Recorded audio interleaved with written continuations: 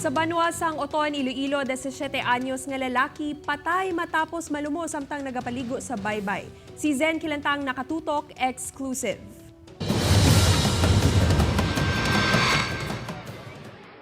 Napuhag ang mga residente sa Barangay Poblacion South sa Oton, Iloilo, Domingo sang hapon. Matapos malumos ang 17 anyos nga si alias Rolin. Suno kay Franklin, nagbisita lang ang pamilya ni Rolin sa ilagod magpaligo kun tani sa baybay.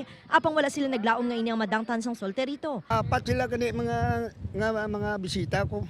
Apat iti way ko magununangan di sila kabalo maglangoy iti mga tigulang namo.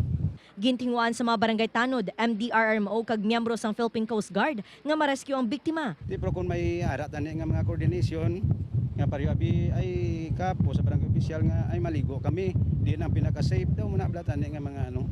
Matapos ang pila ka oras nga retrieval operation, natigayon nga ma-recover ang lawas ng biktima kaina sang aga. Plano naman sa barangay nga magpasar sang resolusyon nga ma-monitor ang mga nagabisita kag nagapaligo sa dagat, agud maabisuhan ang mainis sa mga kantilado nga lugar. Upod kay Romel Porquia, Zen Kilantang, One Western Visayas.